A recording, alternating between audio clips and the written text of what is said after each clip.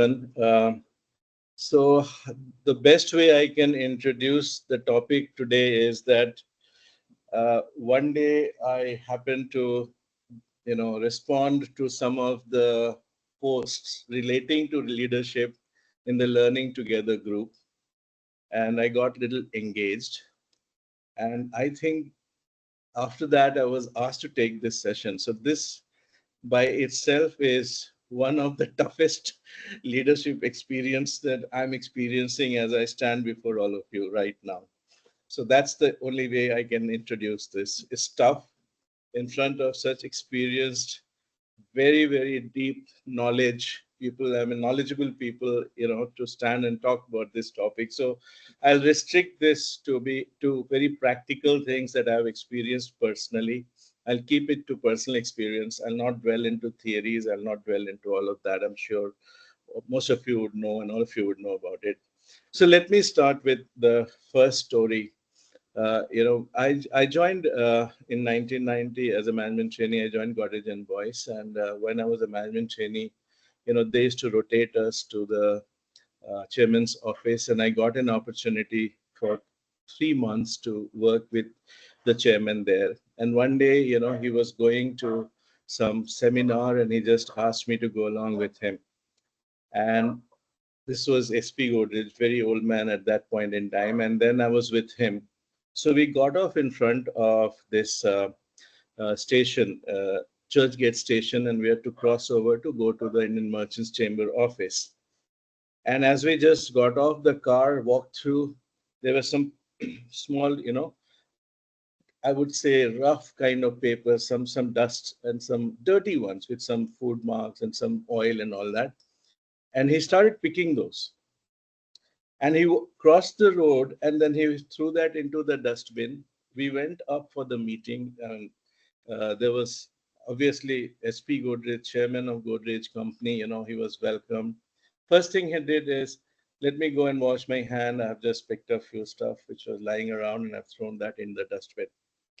And I think that was the biggest leadership lesson that, kick-started a very different mindset of mine in my career.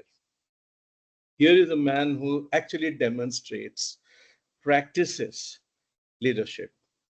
And I remember in his office, he would use the pencil, he would sharpen the pencil till, maybe it was almost so small that you just can't hold it with your fingers. And after that, we all started, and he never talked about it. The beauty was he never talked about it.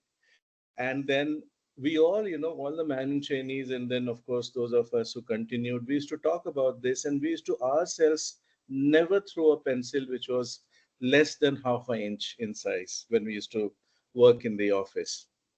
So I think that's one very, very important lesson that I actually learned at a very early stage. The second thing was, when I look at leadership, I don't look at it as a position which is sitting at the helm of, I mean, at the top of an organization, or at the top of, or maybe the top layer of the organization, because leadership exists at all levels, and probably in my experience, I have seen that more at the bottom of the pyramid level leadership. And I'll share some stories, some examples. So I was, those days they used to call us labor officer. So I was, in charge of a plant. This was 1992, I think. And, we used to have absenteeism cases of people who would not come to work.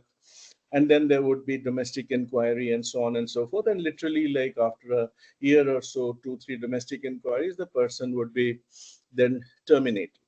And these are workmen. So when I went there, and I had interacted with the union, the plant union representatives and everyone. So the first case came to me, and I read through the file and everything, and I just said that how can one, just go ahead? This person doesn't show up. He doesn't come for the inquiry. So, you do ex parte, and then you, with a domestic person who is an external person, he will just do the inquiry, make a report basis that termination happens. So I said, no, let me, we sent one or two letters to him to come for this, but he didn't show up. So I said, no, I want to go to his home. So I spoke to the union representative and I said, "Mujhe jana hai inka ghar." He started looking at me, he says, "What? Um, why do you want to go?" I said, "No, I want to go and visit him. I want to see this person, where he lives, where he stays, what happened, and why is he giving up such a big job in Lal Bagh." Those days we used to have this factory in Lal Bagh, and I was the labor officer there. So so the union person said, "Kaise jayenge aap?" मैं बोला, "I'll, you have your motorbike. I want to sit behind you and please take me." So he took me. I mean, I literally pushed and he took me the next day to this person's house. And this was in one of very remote chawls. And I go there and here is a person and there's one old lady there. And the moment he saw the union rep, he knew the union rep, of course. But when he saw, he got so scared. He literally started shivering. And he's like tall man, but very, very, very frail. So I just sat there and I said, "Aap kyun nahi aa rahe ho kaam pe? What's the problem?" So this old lady is saying that, he's बहुत बीमार है. She got very scared because the union rep told you labor officer आए हैं आपसे मिलने. So he got very scared. And then she told me that he's not well and we have taken him to many places and you can see his leg. And I saw burn marks on his, calf muscle and below that. So I said, "Ye kaise hua?" We have taken to basically these quacks in the villages, telling him that he basically had epilepsy. They told कि भूत आते हैं ये वो सारी चीजें. So I said, ठीक है, uh, I promise you will not be, dismissed from your job. I promise you that. You promise me to come to the dispensary because we had got this, we had fantastic facilities. We had psychiatrists, we had medical facilities, and all provided within Vikroli campus. So I said, if you promise that you will come, and I asked this union rep that he'll come and pick you up from home, bring you there every day, and if you promise to follow the treatment, I promise your job is intact, it will not be over. And everything in history after that. He came, he was actually, epilepsy. He became such a good guy. After 11 years, when I left, he was promoted 4 times, very healthy, settled well. So one of the things I learned in those early days, and I made it a rule that in any of such incidents or a domestic inquiry case or any kind of absenteeism, I made it a rule for all my HR team members to visit the person's home and check out before proceeding with the legal matters and the legal things. So that was, and I'll tell you, the outcome was far beyond that. These union people, they got so close to me that they almost, without me asking them, made it a SOP for them. If there was any absenteeism case or any case where they would put a domestic inquiry or any investigation or inquiry, it's the union people who would go and start doing all of this, and then they'll come and tell me, "Okay, look, we have been to the house. This is the person. This is the thing. We have brought him here." And many of these, practices got, almost became permanent practice there. Another incident is about, policies. So I had, once the branch manager from our Bhopal manager visit. This was when I was the head of HR for the joint venture GE. This was the year 99. And we had the branch managers conference in Vikroli, and this person who was also my batchmate, we were management trainees together. So in the evening, we were in the colony, beautiful colony we had, and we were just chatting. And he suddenly said, "What, man, in HR, what are you guys doing? I had one salesperson, he had to go to the village and he had a, bad stomach. So he bought some bottles of, Bisleri water. And those days it was like, at level wise, the policy and the finance people or the accountant did not, pass that bill and pay, reimburse that. So I was very upset. I said, "How can this happen? If If these people are going out in those kind of places and they're attending these big melas in the village, and if he's suffering, or even if he's not suffering, this water, if there's a problem, he should be allowed. So then I actually next day, that time I was very junior. I mean, junior in the sense that I went to the CFO, I sat with him, I said, look, this policy has to change. And it was no problem. It just got changed. I mean, oh yeah, it's very good. Let's do it. So from then, all the HR people who would join my team, I would make sure that they rotate into the branches for 3 months, and I wouldn't send them to city branches. They would go to Indore, they would go to Bhopal, they would go to Jammu, they would go to Patna, and they would go to Assam, Guwahati, and those kind of branches. And compulsorily, they would do 3 months of sales kind of job, so that they could get the feel and the data of what the ground reality was. So this was another example I wanted to share. So in one of the conferences that I was lucky to attend, this was on leadership, and I remember this so well because it's been sort of a cornerstone of learning about this through a story. So again, we were talking about how do we give away the past experience? How do we get rid of that? And why is it essential? And also, this trainer who was there, I remember the story he said. It was about a Zen master.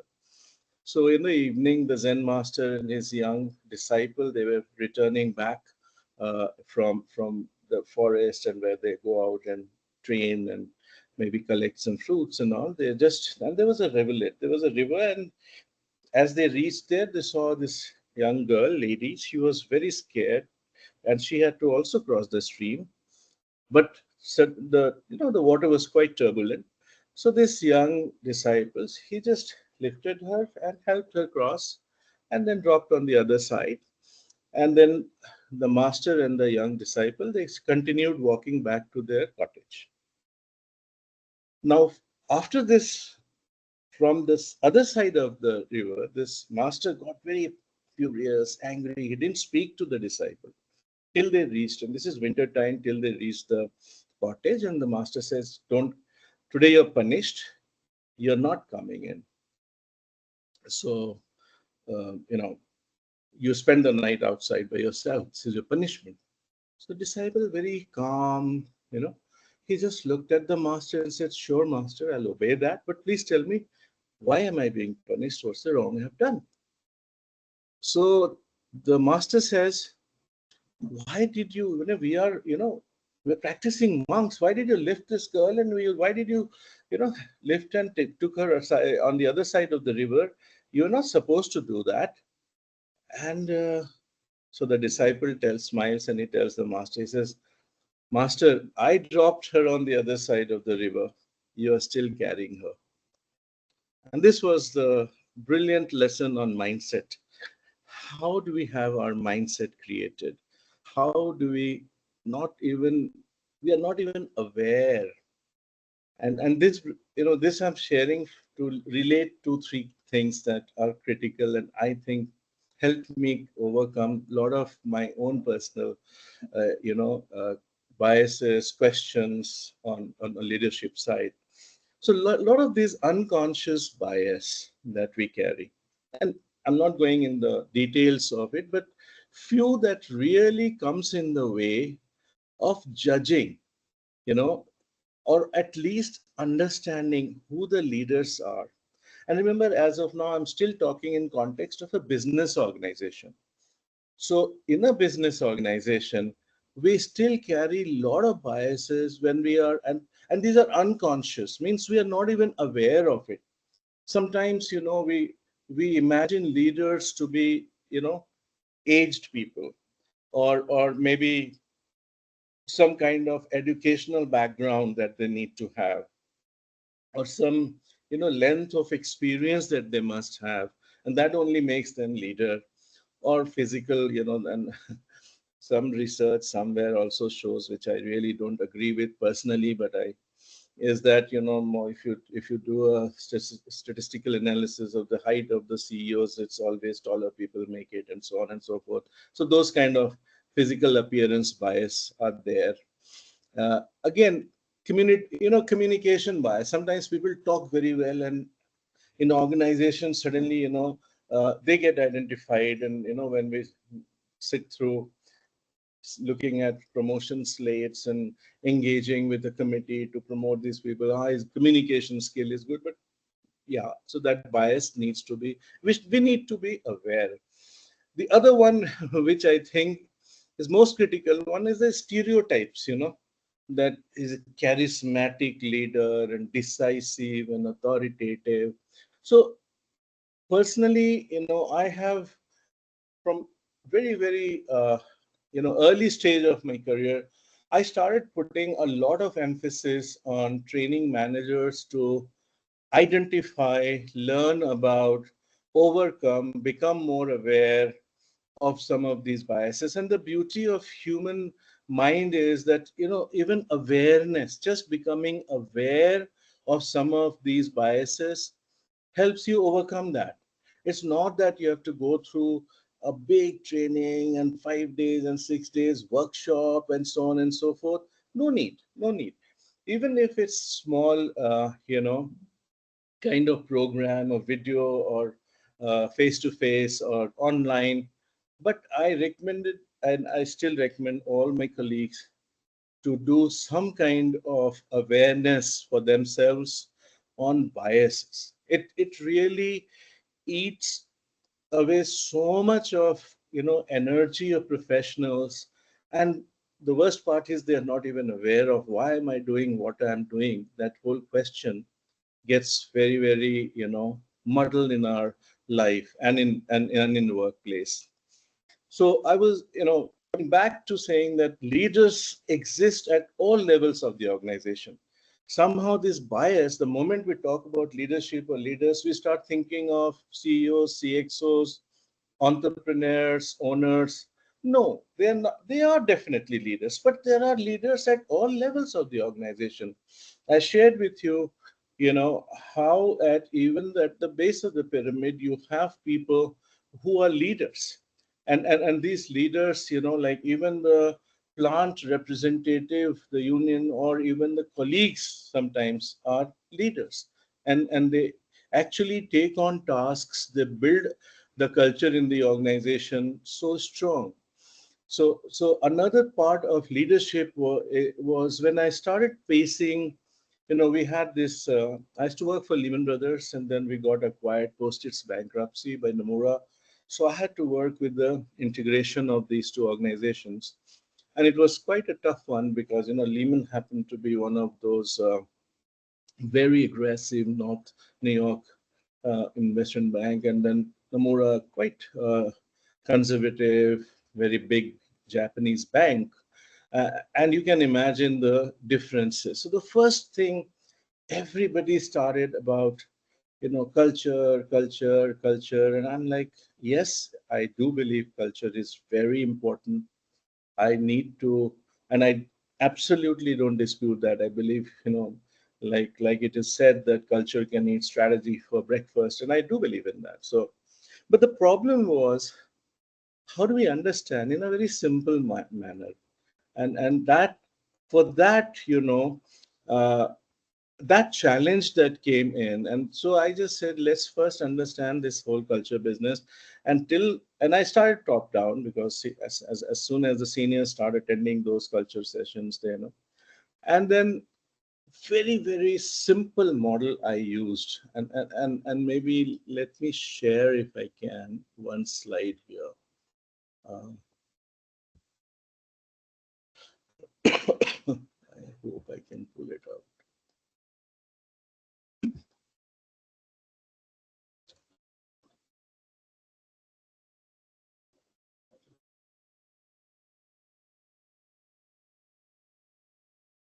No, it's not. Okay.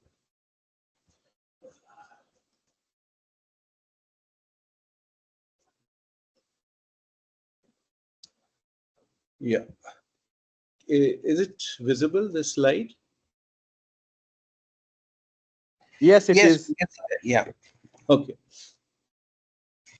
So this is very simple model to understand what culture is. So at the root or at the base or at the heart of culture is values. What values do we have? Because, and again, values, it's very simple. What do I value? As simple as that. If I value education, or I value family, I value friends, I value wealth, I value career, and we have a set of core values that we all have. We articulate to ourselves at times. Sometimes it's very known. So, and there are, and then these values are individual values, family, community, country, organization. So set of values which guide our behavior and action. And these values, for example, if I value learning, I will make sure that I spend good amount of time and I look for opportunities where I can broaden my knowledge, I can study more. If I value family, I'll make sure that I find time, I find every energy, every bit of energy to support, be there, spend time, look after, and also be happy with them. So that values drive action, and the cumulative of the action is, and that is what also is behavior, same thing, is what is culture.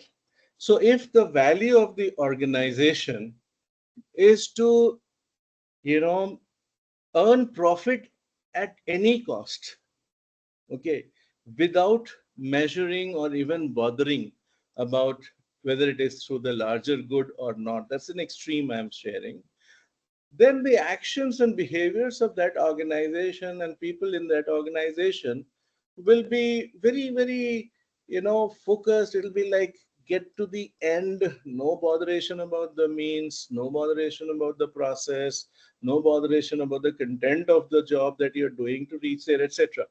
Whereas on the other hand, if the value is, to make a sustainable profit, to be socially and aware and make up profits, but for the good, for the larger good, then the actions will be very different. Behaviors will be very different. The measures of those behaviors and actions will be very different, and that culture will be very different.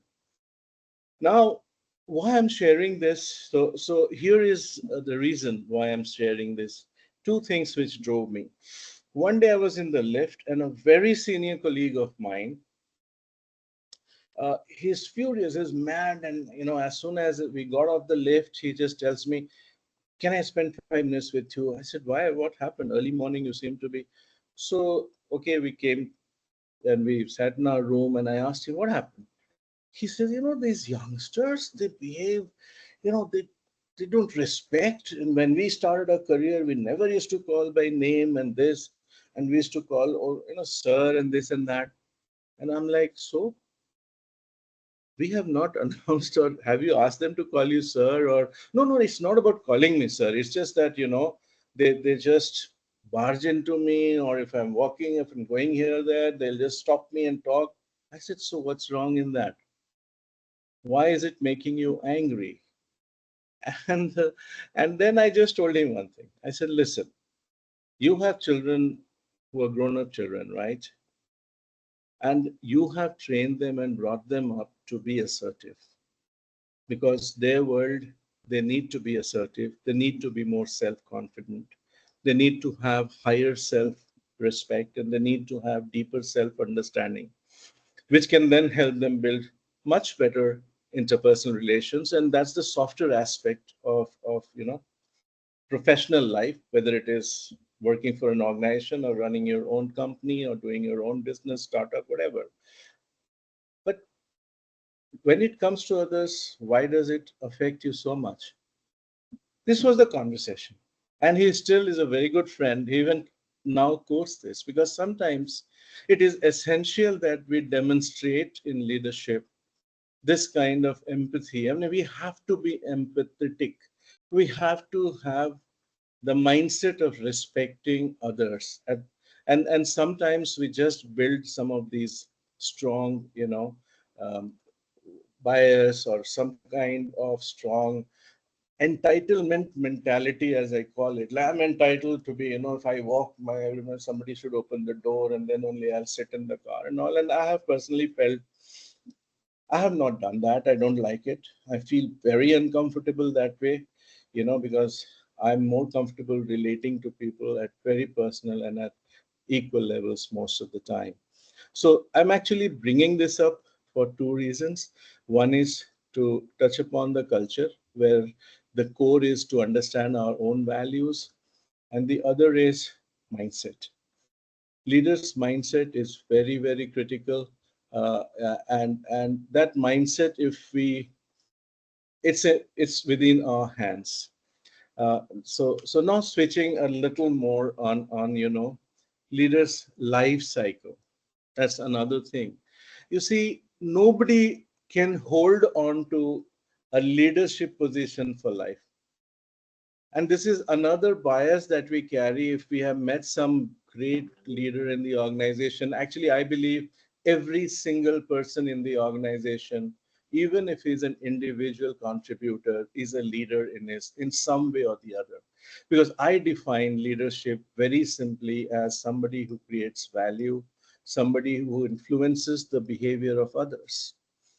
So even as an individual contributor, if you are very strongly delivering what you have to deliver, you are bringing out the courage in you to be able to practice in your own values and belief system, and which is aligned to the organization's, you are a leader. Because if, as started by sharing the example of Mr. SP Godrej, when he demonstrated, using the pencil till the last inch, we all followed it.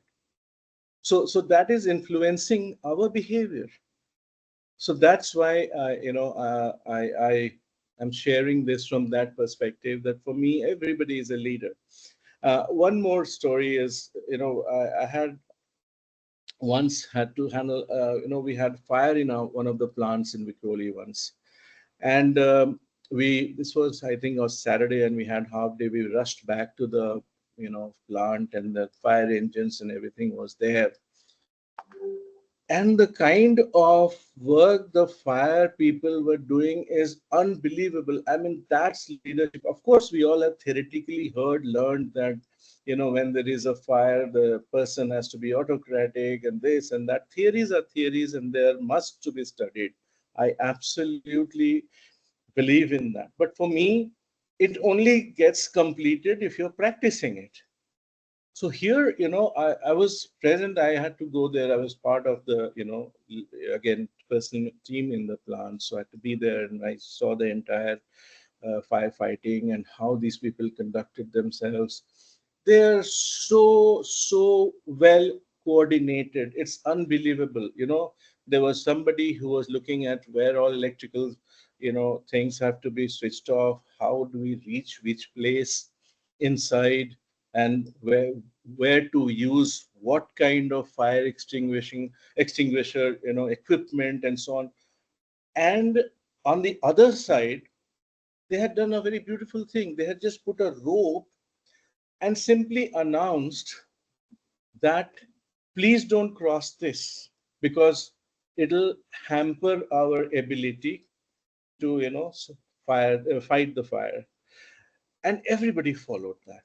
And here, we had the CEO standing there, the plant heads, the managers, everybody senior, but nobody, came in the way of this. So again, of course, there is a model which talks about situational leadership and all that. But I believe that situational leadership is where you see then observe the action.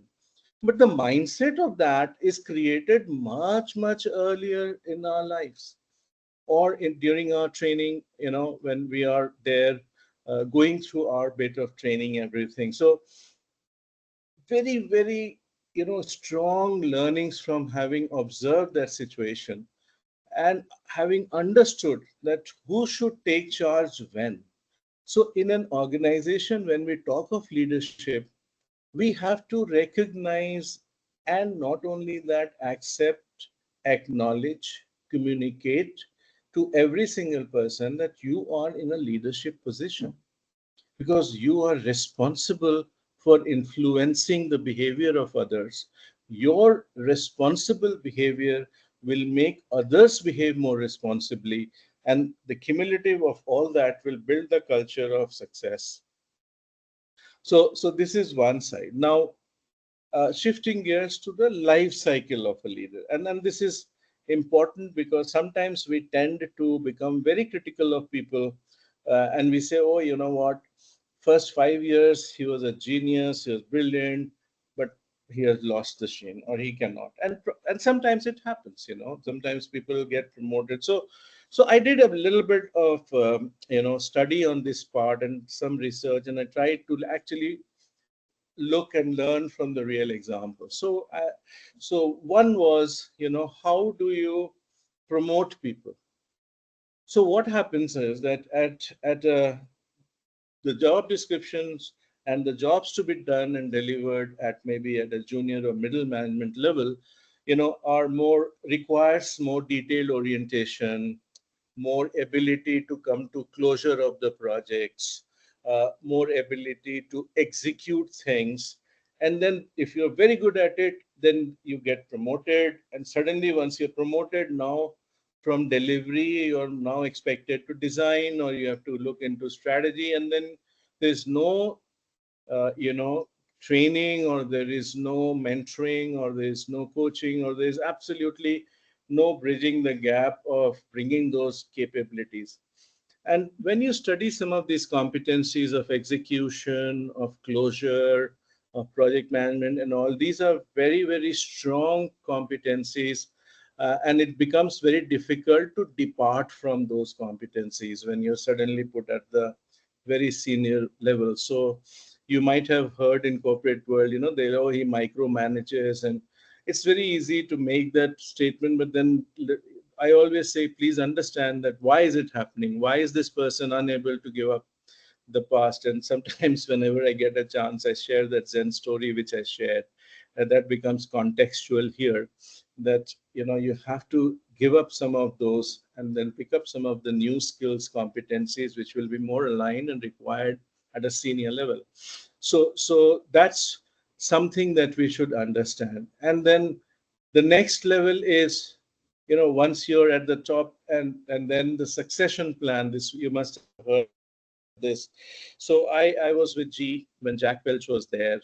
In fact, I've had the good fortune of attending a lot of those programs, and where I've seen, met himself, he Jack Welch, and also worked on a few things. So his story of succession planning, he picked up three people, and finally selected Jeff Immelt, who was then given the reins.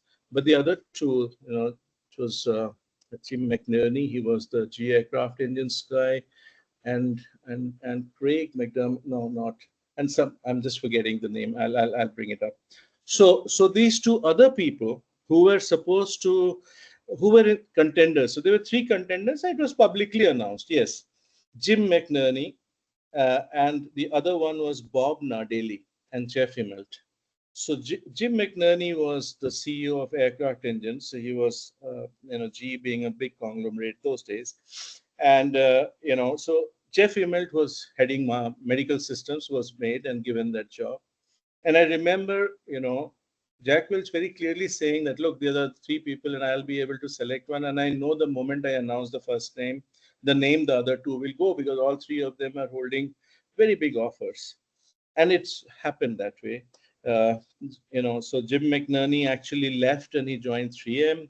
And then he joined Boeing. He was one of the architects of really building Boeing to what it is today. And of course, Bob Nardelli, he I think joined Home Depot, but he was there only for 4 or 5 years, didn't do very well. But the fact is that it happened. The succession, planning that was done so-called scientifically, uh, and didn't work finally, actually. And today, G is absolutely almost uh, finished. Been unfortunate. But then you can't just blame to one person. But I'm just trying to say succession planning and why it becomes so important. So a good leader would go and would be aware of the stages of, where he starts. And that's when he starts. He basically starts at a stage where he starts looking at, you know, building opportunities, building, some kind of uh, creative idea to, generate a new business, or a new department or whatever. And that's where the seed of leadership is sown, which is when they start acquiring things which the organization did not possess initially. And it could be idea, it could be capital, it could be, people, or it could be all of this. And then slowly they move to the next stage of growth and expansion, and more, more and more of everything. And then comes the consolidation phase. And then comes the phase where the leader should actually work on his own personal succession. And this is where he has to find a right person to whom he can bestow all his responsibilities. He mentors them, trains them, and then he exits. The problem, and one of the biggest challenges that I've seen, is when people are unaware of these four stages and they don't know when to exit, how to exit, and there is no fixed, formula for that one can hand over and say, this is how it is.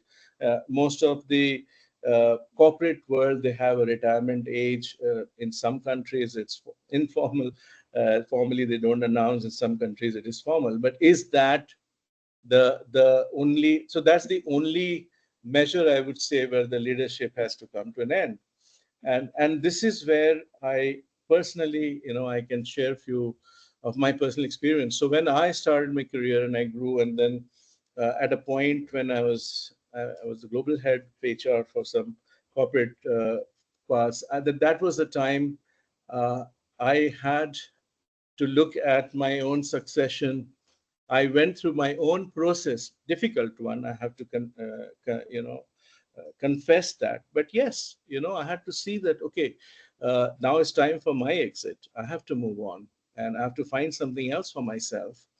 And therefore, I also, knowing and being in that role of, being global HR person, so I had very clearly things in front of me, and I had to accept, and it helped because you can't just cling on to it. And I've seen many, very many people, very good, very great leaders, losing out because they don't know when to exit. And I always bring up and share this whole, Abhimanyu story, because you knew how to get into the Chakravyuh. So life in corporate world, especially in leadership, from leadership perspective, because I believe everybody is a leader. From leadership perspective, teaches you every lesson to get into the whole thing, grow in the job and in the profession and the organization, but they don't tell you or teach you exits. Simple things. So like I started way back, almost 20 years back, when I was heading HR in Godrej G. I started program for financial management in 97, 98 for blue collar people. Because a lot of these people, they would get good amount of provident fund and gratuity and some of these, uh, you know, uh, payments, regulatory payments that they are entitled for. But some of them would not know exactly how to, plan and what to do with all of that. Sometimes they won't even. In those days, it used to be quite manual. They won't have nomination forms, those kind of. So I used to focus a lot on getting this hygiene piece settled for them, because somehow it was our responsibility, and we took it as our responsibility, and we fixed some of these things, and that continues even now. Even in other firms I work for, I've introduced that, you have to help these people plan for their retirement. And so there is a financial part of to it, there is a health and well-being part to it, and also there is, a part which also takes care of the environment, and how do they go and assimilate back, into the retired life age. And some of them even choose not to retire. I mean, I've known, and Even I don't want to retire. So I also want to work to the last day of my life, but that's me. But I'm just saying for people who choose to do that, so we facilitate that. And that's where it is important to also see leadership from the perspective of their life cycle, And within that, it's some of them leave legacy, some of them, leave very positive, great achievements and legacy. Some don't. Some do very well in the initial part, but then when they fade away in oblivion, completely unaware and with not so good reputation at that time. So it's a continuous journey. It's a continuous process. So we can't stop at a point in time and say, okay, now look at this point and this space and define leadership. So I believe it's a continuum. That's my belief, and that's how I have to practice leadership. The other part is I keep coming back to this word practice, because for me, the completion of any study, acquisition of knowledge, is only when you have put that in practice. Was that unless we practice that, unless we get to a point where we are able to put those theories in practice and then experience the good and bad and ugly of the repercussions. So not always it's easy, not always the repercussions are as the way you have planned or you have seen for yourself. Sometimes it's not. So the last section is, so over the years of more than almost 33 years of my corporate life journey, uh, I have really come to define leadership as followership. That's very simple decision definition. And why I say this is because the moment you say leadership is followership, many things happen very positive inside me. First thing is, you don't have to go and choose humility. It just happens, because when you say I'm a follower, you become humble. And that's what the first sign of good leader is. Two is the courage. It gives courage, because it's not easy to follow every time, and sometimes you feel, but then when you feel that, oh, maybe I should stop or I should move on, so that's exactly when you have to push to get deeper, to understand why is this coming to me right now.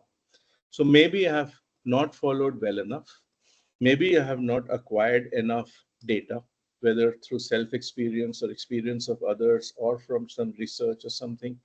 So for followership, the moment, and I have adopted this and practiced this followership, and it has worked. How have I done that? So, for example, I at one point in time I used to do exit interviews and senior people, and I somehow realized that never ever all these exit interview inputs were put to use to change any policy or any program or any offerings of the organization. And I said that this is not correct. And traditionally, even now, many organizations practice this. So I stopped in my organization. I said, we will not do exit interviews, we'll do retention interviews. So let's go and talk to people who are with us for long, 1 year, 2 years. And I said, let's, put them in different buckets and say, what's good here? What is it that you like?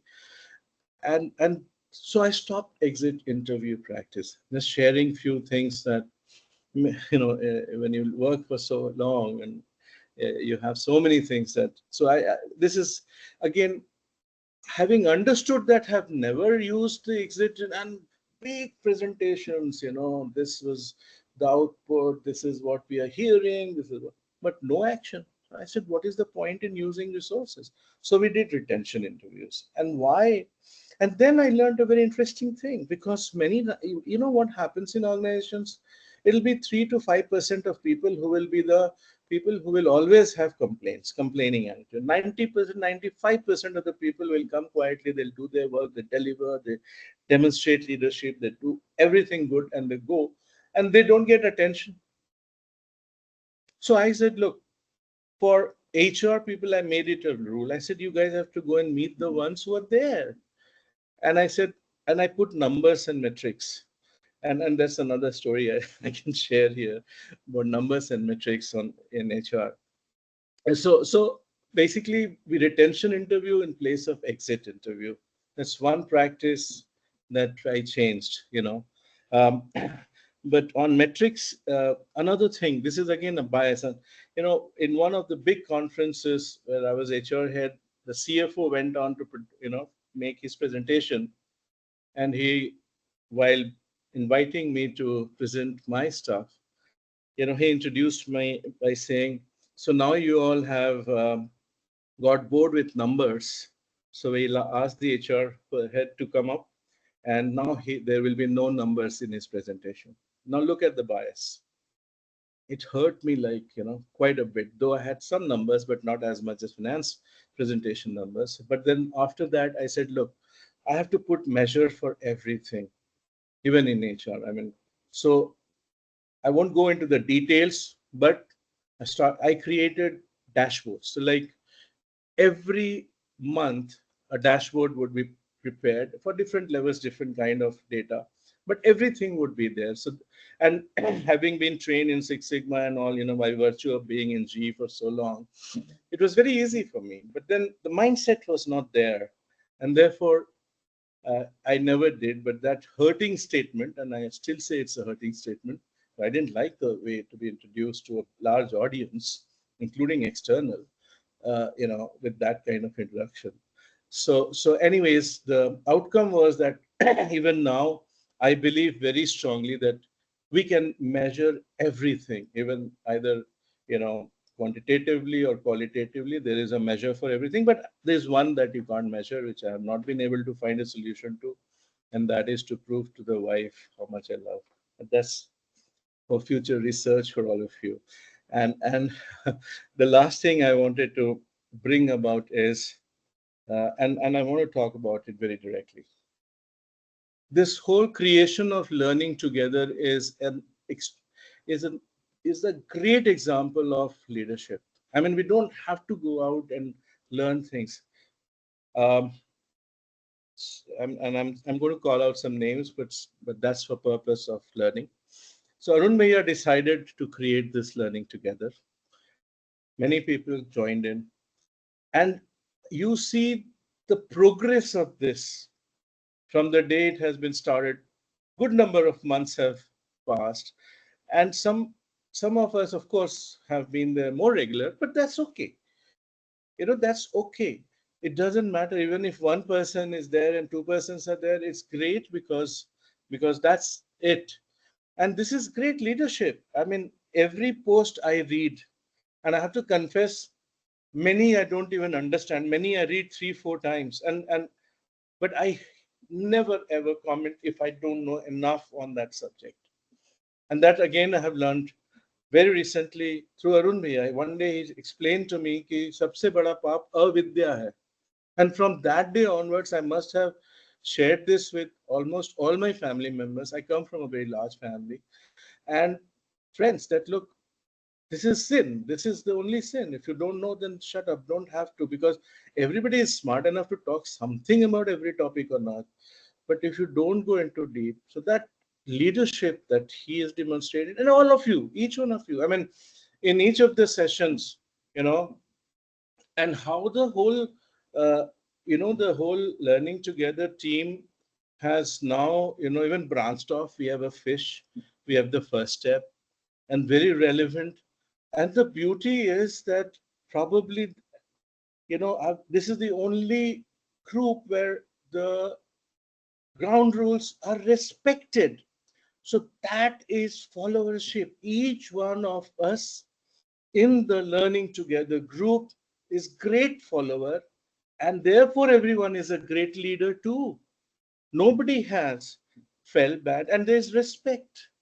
We differ on our viewpoints respectfully. We follow every ground rule respectfully with dignity. So I would just like to end by sharing one more slide, and probably this is my favorite. I hope I can get that quickly. Uh, And this is just to, this is my view of what, leadership is all about. Can you all see this slide? Not yet. Oh, acha. Not yet. Okay, okay, let me get this.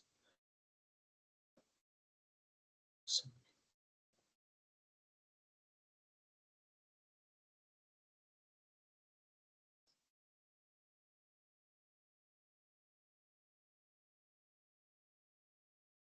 hmm. So, uh, share.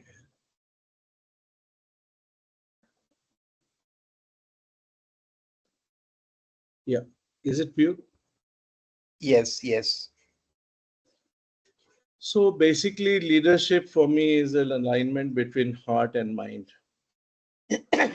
And the only thing I believe, and this is my personal belief, when there is a conflict and disagreement between this alignment, one should finally lean towards the heart and decide on that action and proceed.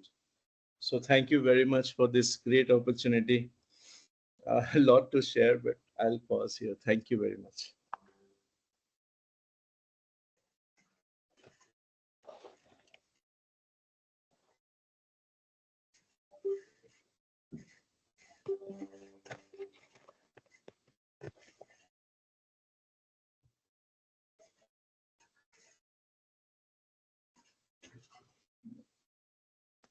Rakesh ji, please take it over. Take it over from here. So thank you, Awdhesh ji. I think uh, in such a short time, you've been able to cover so much of ground and very differently from all the things we must have heard about leadership, in the past. So thank you very much. Not seeing any raised hands. If anyone has any, and you can bring on your videos if you like, and any questions, anything that you would want to ask, Avdesh ji, please.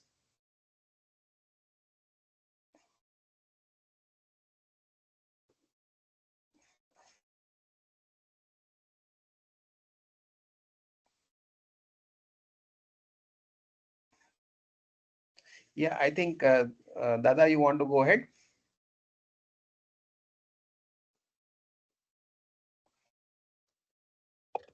You're on mute, Dada.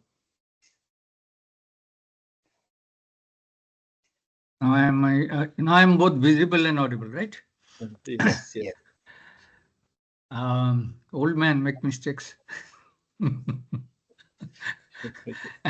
was very nice, Awdhesh. I wanted to thank you. Small questions came from here and there. I have not worked in your industry. I'm basically from a different industry. So maybe some of the ground rules are different. Very often nature used to be hated for one simple reason, that they seem to be not knowing the domain in which we work. Too much stuck in their own theories. Even in multinationals, we have noticed that. So one of the mantras we used to have, and you may hate it, don't touch HR. I know, I know, I know. Okay.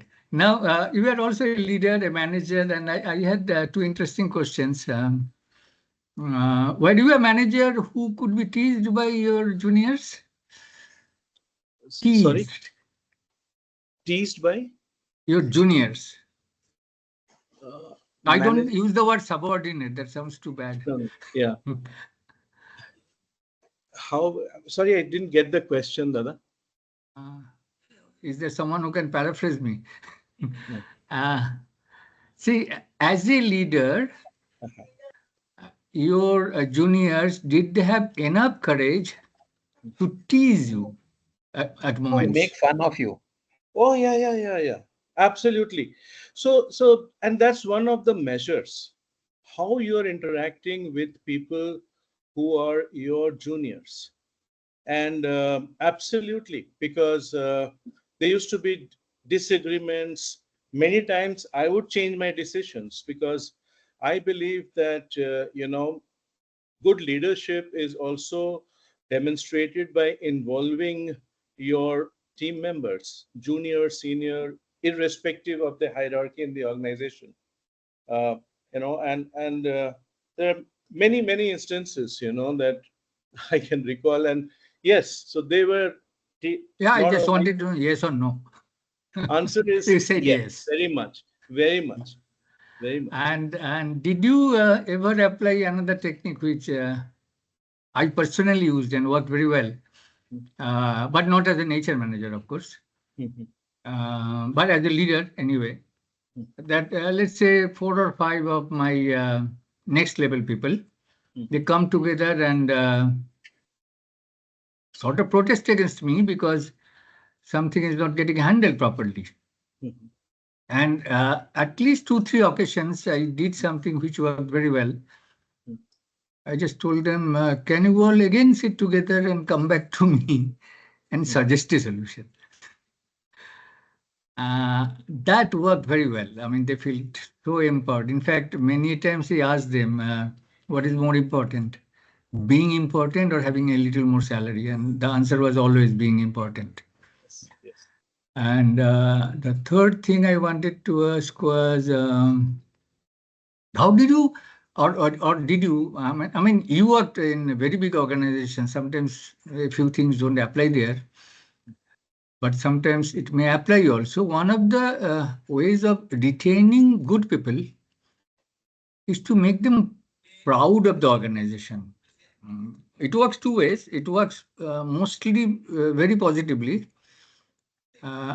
which I've noticed. There are 1 or 2 cases where it works badly, like in a bad Tata organization. Not all Tata organizations are good, but they're badly proud of being Tata. But those are exceptions. In a particular organization, I think retention, performance, leadership, everything becomes better when people are very proud of what they're doing, even if they're smaller than the competitors. So, I mean, I wanted to know your experience on that. Okay, so let me answer the first one. Very early, I mean, I'm almost 20 years back, I started this practice, especially when people would come of my own team, the juniors, complaining about something, or I used to tell them, look, the solution is always very close to where the problem is. And you are not here just for bringing the problems to me. You have to also find solutions. So, and I used to jokingly tell them, please give me 3 options of what you think is the solution and let me choose one. And then, it almost became a very informal kind of thing, and they would hate to come to me if they won't have at least 1 or 2 good solutions of the problem. So that's how I tackled that part, and it really helped build a lot of the solution thinking process mindset. Solution, there are people with solution mindset, the people with a problem mindset, of course, much lesser. So that's to use that. The second part is in terms of belongingness to the organization. So I was fortunate that most of these organizations didn't have so much of a problem because people did feel very strongly in terms of the brands of these organizations. I worked for Godrej. I worked for, after that, GE, then Lehman Brothers, Nomura. Now I'm consulting, so that's different. But this, so they had, so I was lucky enough that I didn't have to really push out much.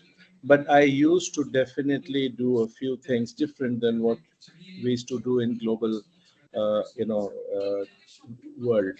And I used to always use this word glocal because I worked in global roles and global organizations. So I used to use this word glocal, and I say, no need to reinvent the wheel. Pick up whatever process, policy, program, or training or learning, whatever is there.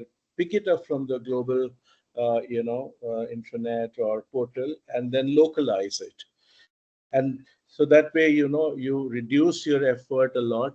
At the same time, there is alignment with the global, and that in itself used to create a higher belongingness, because a lot of times people who do not travel or they stay in the country and they are at a junior level, by seeing all of that, okay, this is exactly how people and processes are working in Tokyo or in New York or London. Same is being followed here. That also creates a lot of belongingness. So this is from my personal experience that I have had. Okay. The last question. Did you work both in branch and in corporate? Oh, yes. So I have worked in the factories. I've worked in greenfield projects, like we have put up two big factories in India. I worked in the corporate office. Okay. Okay. So now, two scenarios. The corporate has initiated a meeting and you are actually branch. Hmm. And the other setting where you are in the corporate and you are talking to the branch. What type of vibes you used to notice? So I shared that story the other. This is a best example of the branch versus corporate interaction, and is the branch always feels that you are sitting in the ivory tower and you don't have any bit of experience of what Doing nothing, only advising advising. So this is what typically they think, these and corporate people. corporate people. And opposite is also true that you come and always tom about this, but don't you think we have had those experiences? We also understand, and so on and And so don't even report on time. forth. Send your report on time.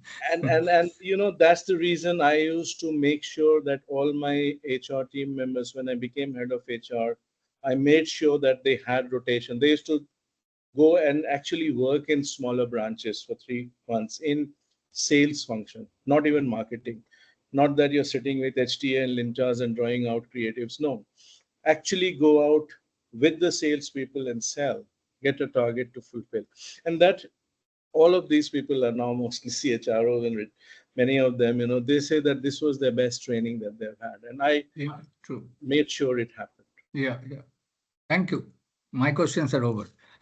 Thank you. Thank you, Dada. You are brilliant. I keep reading your responses, and of course, a lot of it I don't even understand, but I still try and read. You might have found some avidya also in that. I am afraid.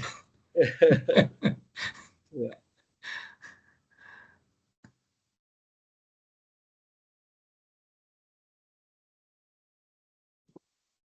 Dr. Jha may like to come and put some, because he's very good in summarizing and presenting what he has to say. I do not know. Maybe he would like to come, Dr. Jha.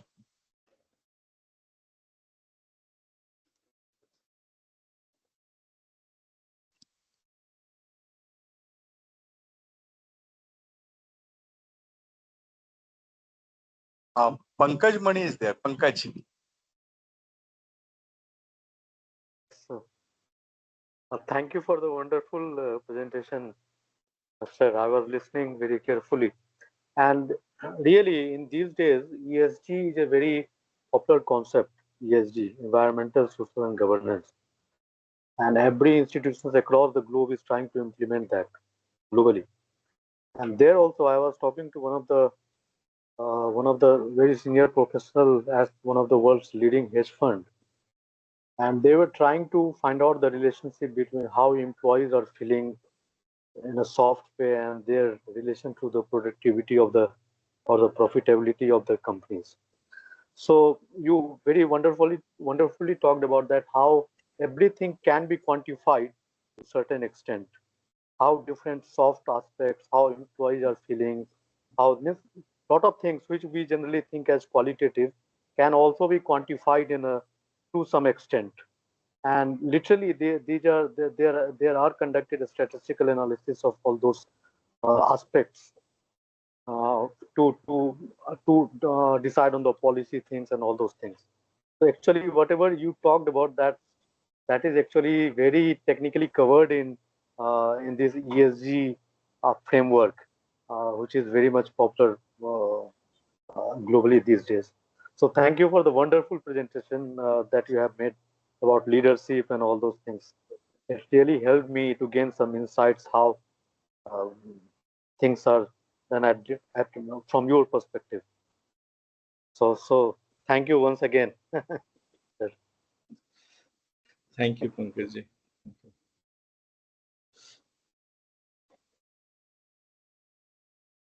You're on mute, Rakesh ji. Dr. Rakesh ji, Jha has, Rakesh, you are unmuted, but I can see Dr. Jha raising the hand. So Dr. Jha, please come ahead. Rakesh, please unmute yourself. Sorry, I did not realize I was also on mute. Dr. Saab, we can't hear you really.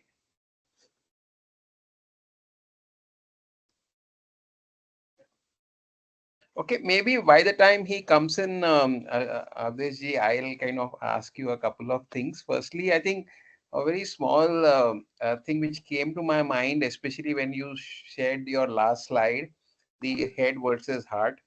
And uh, I basically around 2000, I was in an organization where my boss was a lady, and I used to constantly have a tussle with her that I was, one of those hard-headed people who would look at performance. And, that was the only thing that would kind of matter to me.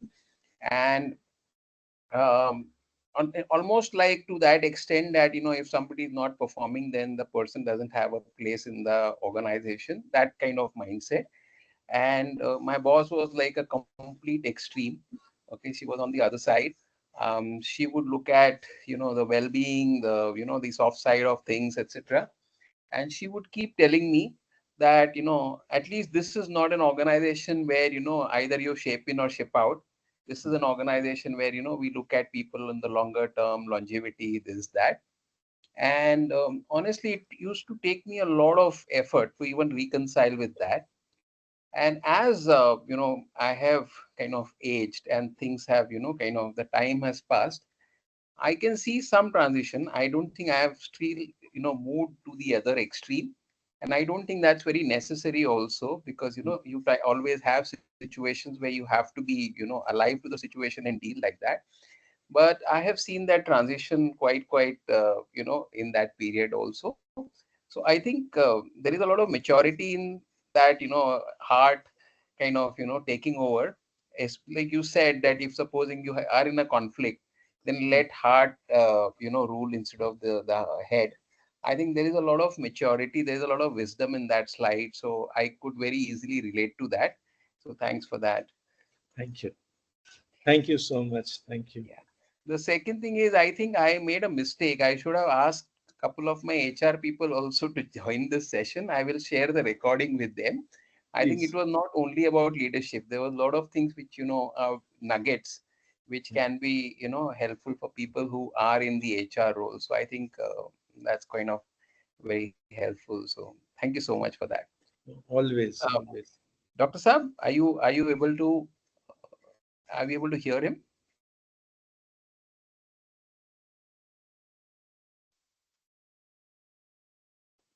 I think Dr. Saab is struggling with his audio. Anyone Sometimes, else have sometimes logging out and logging in again helps. yes. So if someone has his number ready, maybe. Yes. Actually, Rakesh has summed up about that part beautifully, heart and mind. और तुमने जो culture define किया, मतलब you won my heart here and mind also by defining culture. I mean, that is the value. कुछ नहीं, it's just the value. Everything moves around. So that was another very important part. दो तीन आजकल एक Netflix पर serial चल रहा है गोया. I think probably it's an Argentine movie or sorry, movie, not a series.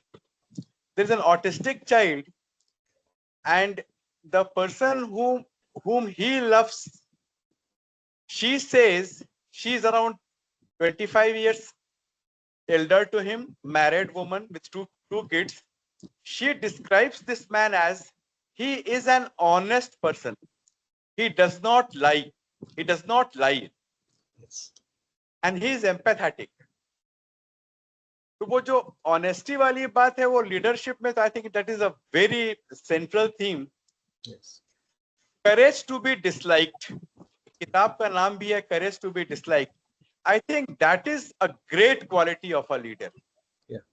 The courage to be disliked, and at the same time courage to be accepting that he is wrong, So once the leader accepts that he's wrong and he has the courage to be disliked, his disliking also becomes a liking. Yes. His disliking also becomes a liking. And then people start following him because they start having the intrinsic faith, allegiance to his honesty. तो दो चीज और जो कि मैंने खुद practice किया है, very difficult of course, the courage to be disliked, but it can only happen when once you also have the courage to accept the mistake openly. I have made a mistake. So I do not think unless and until a person has a courage to be disliked, he can be a very great leader. But of course, I am willing to accept where I am wrong. I think that one thing extra other than what you said, I found a quality which makes me identify leaders in others if they have the courage to be disliked. Yeah. Awdhesh. Absolutely. Yeah. I think that's a very important thing, Arunji, what you said. Actually, Yes. a lot of the times, the leader has to stick their neck out and be unpopular. It definitely, it kind of, it's like the one who has to, show the path. And many a time there is a concept of group think. A lot of people start thinking alike, and unless, one finds out, the loophole, there is a chance of collectively, kind of damaging the organization. So I think that's a huge input. Yeah.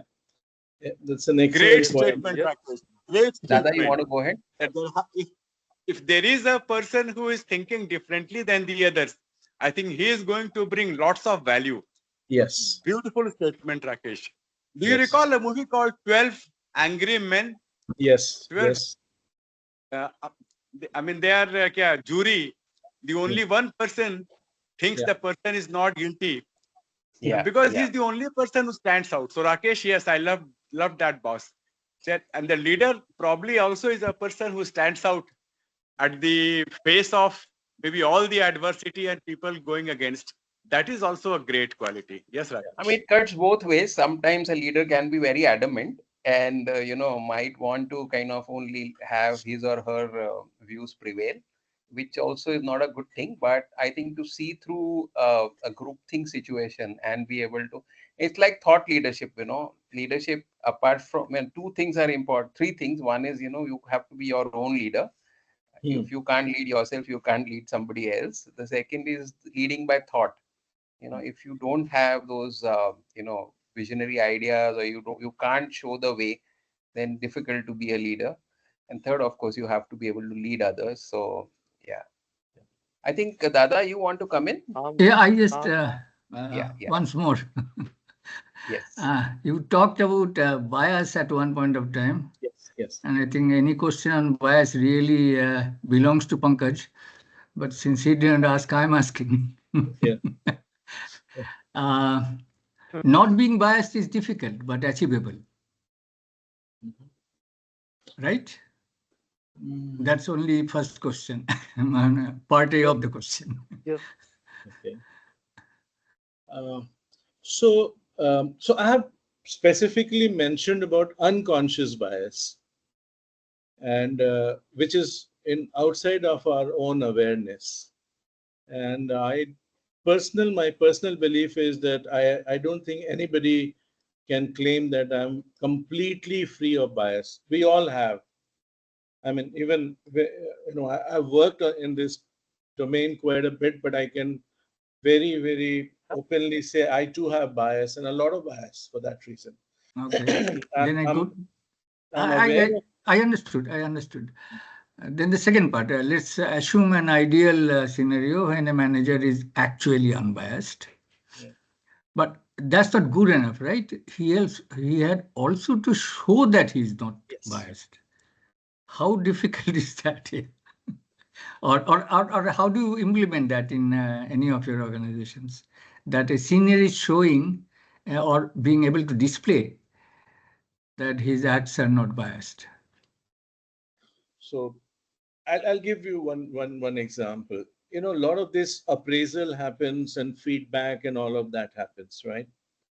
So I had made one very clear thing. Of course, I have departed now from that, but I'll still share and then I'll share what I do now.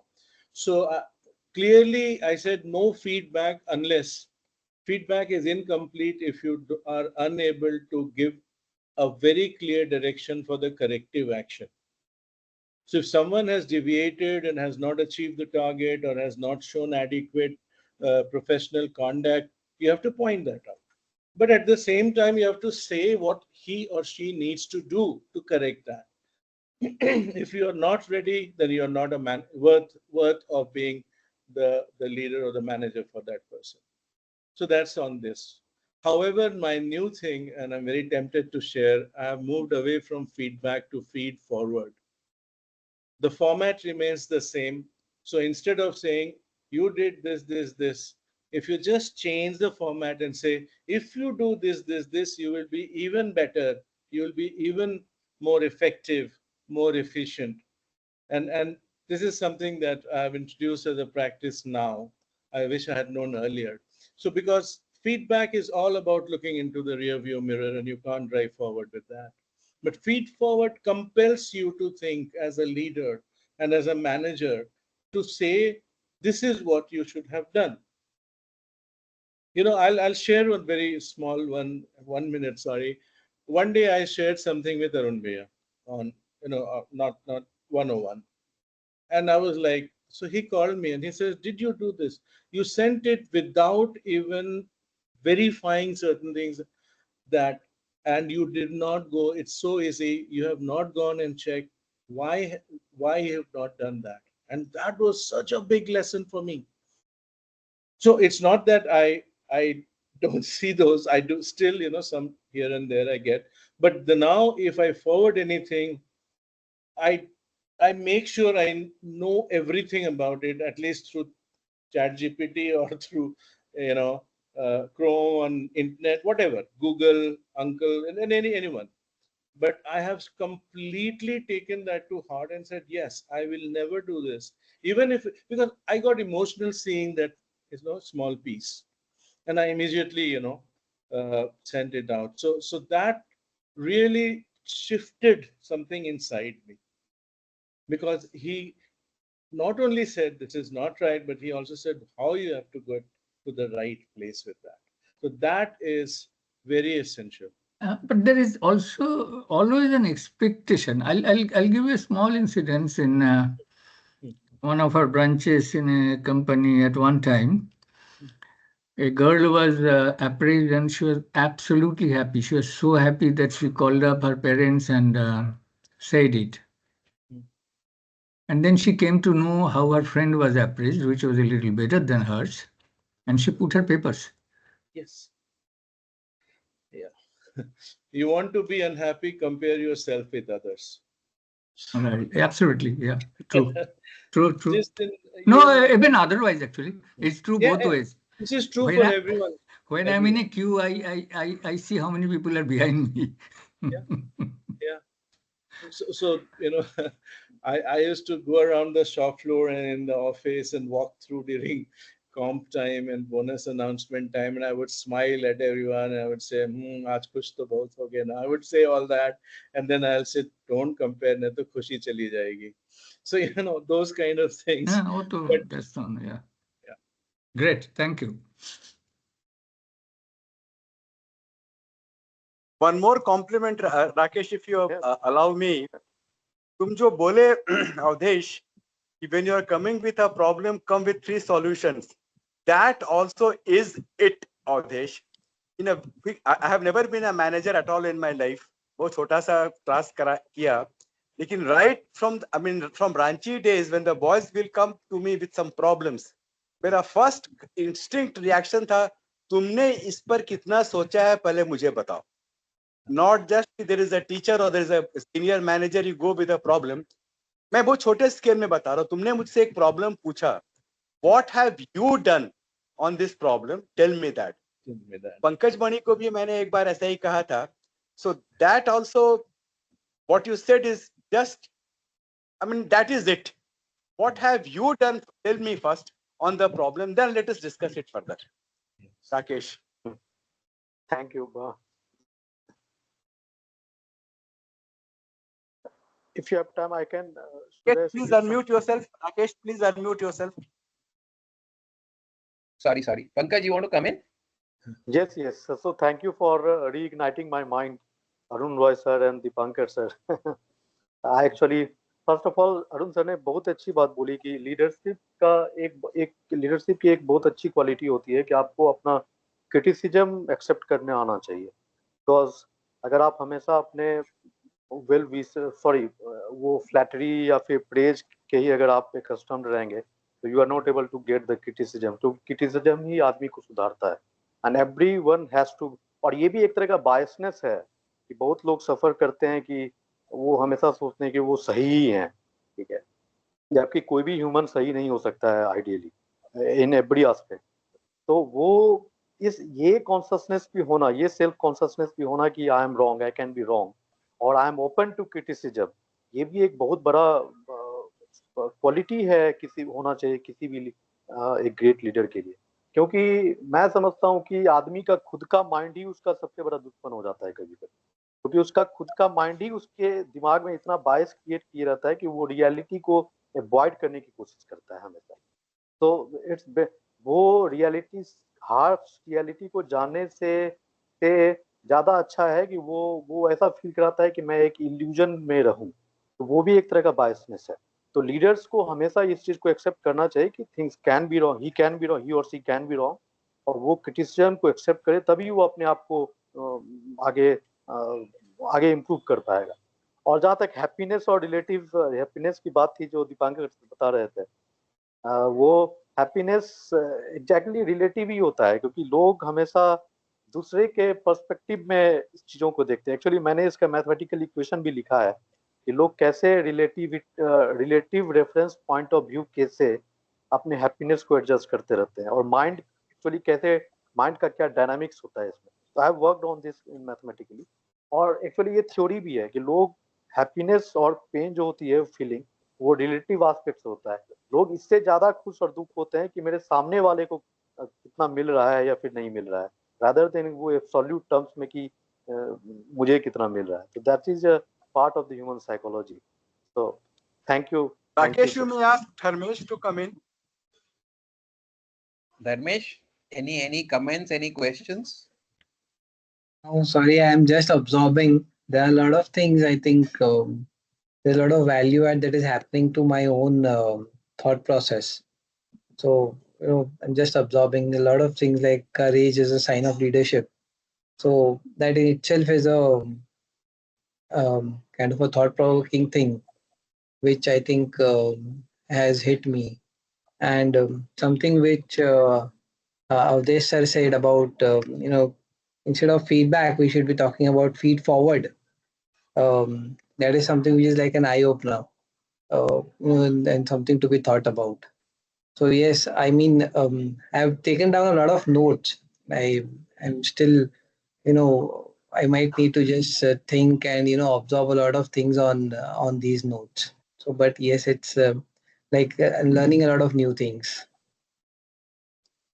So Dharmesh is being a good follower because he's a good leader. Yes. Dilip ji, you want to come in? Dilip, yeah. Yeah, Awdhesh ji, my compliments. बहुत दिनों बाद, मतलब, I mean, there's a fact that I was talking to Mr. Arun Roy incidentally in the morning, and I said that there have been so many talks, but it becomes interesting and it becomes actually credible when a person who has walked the talk is speaking, because you get a lot of consultants and you get a lot of people speak about. So revive wonderful memories and the different aspects of leadership that you described, especially the the anecdotes about Mr. Godrej, which you talked about. And I remember JRD Tata immediately came to mind. It was so simple and humble, and he always set personal example. So at that point, we didn't really appreciate, but now that we came to a certain position where we had to set up examples, we came to realize how good it was. In those days, actually, when we started, one of the advancement that I have seen is you have a lot of now material readily available. Yes. There was not much talk about leadership when I joined way back in 81 in Jamshedpur plant. Uh, really a dinosaur, actually. So, and but there were wonderful leaders. And one of the things which you said is very relevant, that you don't really look up to plant head or the head of the company or managing director. There are leaders at every place, and every operational area has a leader, and they emerge. One of the problems that I have seen in large companies, especially if it's a multi-locational company, uh, the it's a challenge to recognize leaders. It's a challenge to promote those people, because you ultimately depend upon line managers to recommend those people. And as you very correctly said, there are a lot of biases in that. So, have you, since you have also worked in manufacturing in other areas, have you really found a solution for this? How did you recognize, or how do you recognize talent, and how do you promote them? So, uh, of course, there is a process that runs, bottom up and then top down. You have to do both. When we do the appraisal and rating and all of that, then you analyze that and also see in each of the managers what is the percentage following in each of those rating scales and all, but both theoretical here. And we need to do that. I'm not saying that's not important. But one of the things that, you know, I always used to ask myself and also others, who takes my job in next 12 to 24 months? If you push that question very hard, and I always used to really look for that, and ask people, seniors, like, okay, this is your job today. Who does it in, say, 12 to 24 months from now? And if somebody wouldn't be able to identify, I would very bluntly say, then you are not engaged with your team enough. You don't know them enough. Please spend more time to know them enough.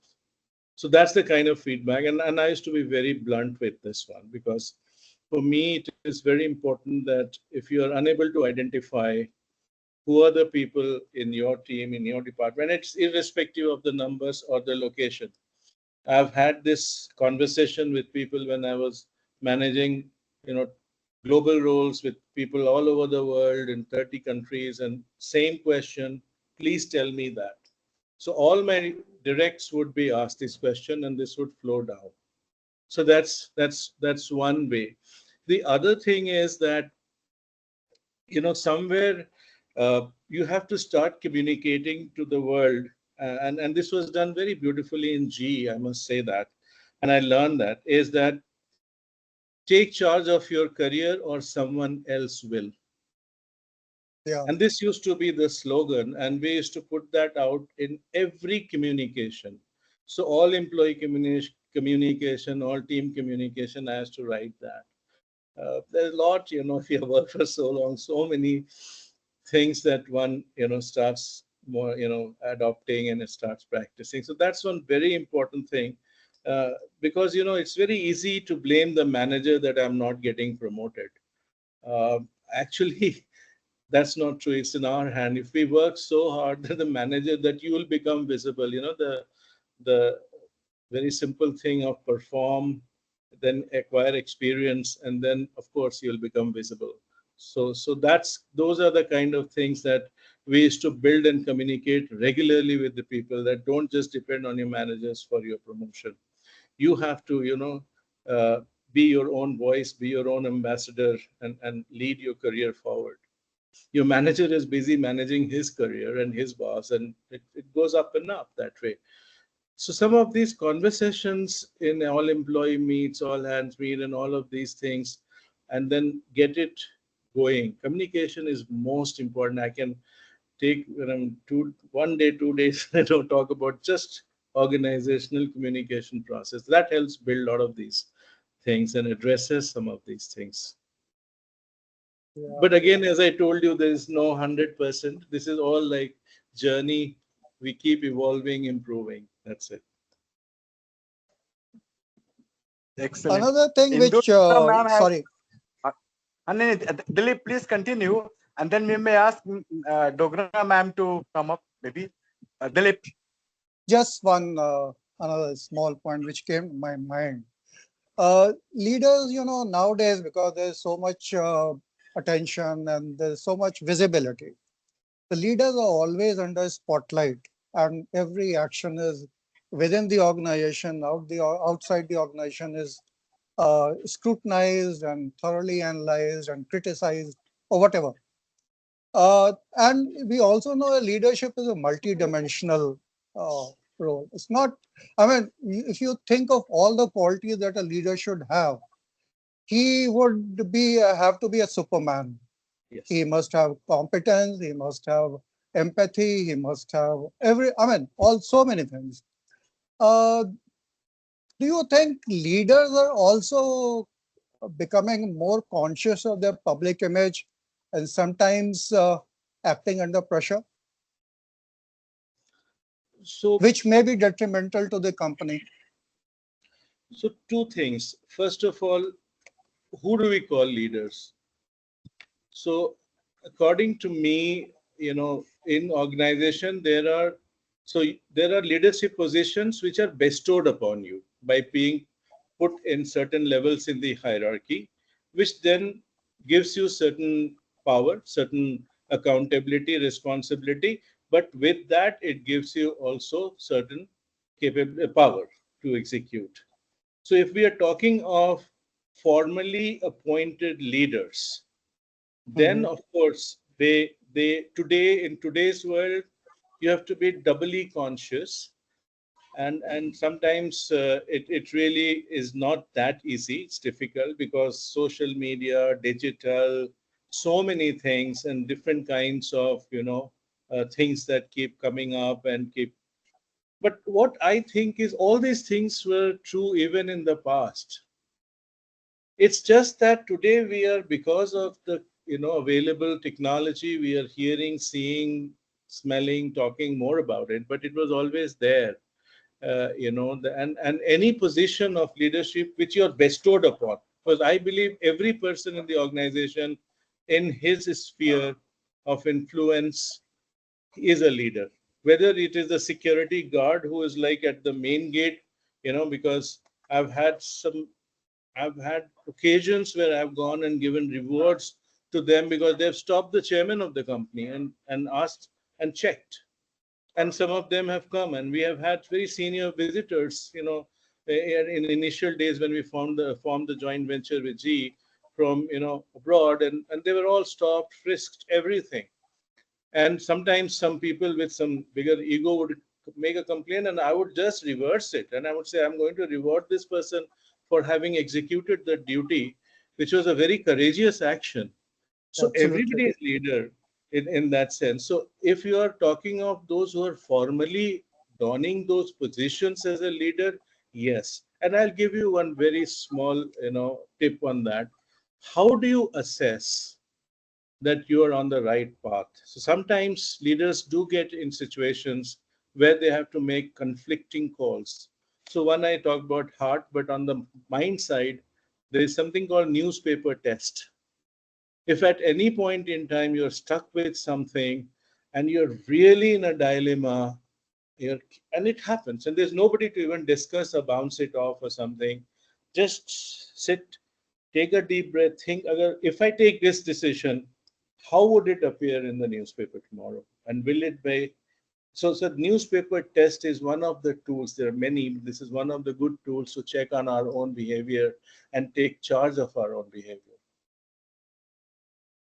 Great. Great. Excellent. Thank you, sir. Thank you so much. Thank you.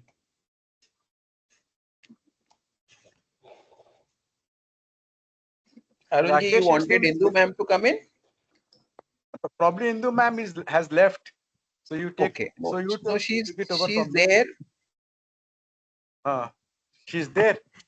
She may Yeah, come yeah, in then. Yeah, yeah. I am there. I'm there, sir. And I really want to congratulate Avdesh ji on such a brilliant talk. I mean, he was super today. In fact, my son and my daughter-in-law, they are in the corporate world, and I keep listening to their stories, and I'm aware of the problems they face and the solutions they come up with, and all that. Uh, but listening to you, it was, they don't, tell all that to me the way you have right now discussed. So, things were so beautifully uh, detailed by you. Well, as far as our own life is concerned as teachers, academicians, uh, we have to be leaders from day one. Yes. If we have to be, there is no preparation time. I remember the first time I faced my class, I was almost shaking in my legs because although I was a stage performer and all that, but still facing the class in the role of a teacher was, it demanded a lot of so many things from me. So we have to be leaders from day one. And as far as the dichotomy between heart and head is concerned, in our case, it's always the heart. Yes. It's always the heart, because like I've been working in a government organization, in a government college, where people come from very, very poor backgrounds. People who can't afford the private colleges, they come to the government colleges, and they have such a multiplicity of problems that you if some child is missing the bunking the classes, if some child is causing any trouble, you have to make him sit before you and talk to you, and then you explore, there is a hidden kind of problem the child is facing at home. Sometimes a stepmother, sometimes no parents, sometimes there is the rape cases. The girls we talked to, there were rape cases. There were girls who were used by their the most closest relatives, fathers sometimes. I mean, there is no limit to the depth. So what I really say is that in our profession, it was only and only heart. But it was really beautiful listening to you, Avdhesh. So beautifully done. I'm really very impressed. And the last thing that you said, the newspaper test. Well, without labeling it that way, I have been doing that because in our profession it takes just about a little sentence, and the sentence is there in the newspapers. Yes. Yes. We are prone to that, very highly prone to that. So we were, when I was in profession, we had to make sure that if we are there in the newspaper, how would the newspapers depict us, how would we be seen by the public. And I used to tell everybody, yeah, like whenever we used to discuss our professions, I said, we as I as one teacher, there were about 7,000 students in my college, and I was teaching something like 3,500. So that means I am discussed in 3,500 homes, Yes. right? So, you have to be very, very conscious of that before you make any statement, or you take any decision, or even taking a decision against a child. So Yes. you can't really afford to do that. So I'm really, really happy that I listened to you, Avdhesh. Congratulations, and many, many thanks to you and to Arunji, as always, because he always comes up with beautiful titles, and he actually has a knack of, you know, cracking open a person's talent.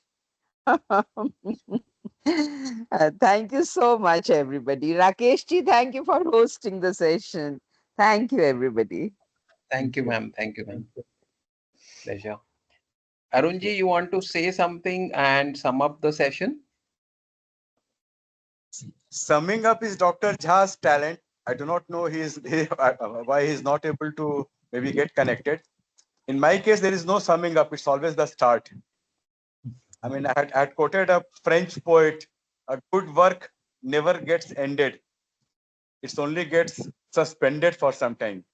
So Rakesh ji, I mean, you take it over and then you close whenever you feel like. So Sure, Rakesh ji, please sum it up. sure. So thank you, Avdesh ji. Firstly, I think we have all gone richer from this session. We will, there are a lot of things which we have taken mental notes of, and I think all of your experience, all of your doing things from the heart was oozing out in your last session, and it is as much it defines you, the man who follows his heart. And one thing which you said, that a theory is theory until it is practiced. I think this is something which I am kind of grappling with in my own personal walk, and I feel that there can't be anything more true than this. So thank you so much. Thank you so much for enlightening us today. It was a wonderful session, and we look forward to more of these. Thank you so much, and thank you everybody for participation and the wonderful questions. Thank you. Good day. Bye bye. Thank you.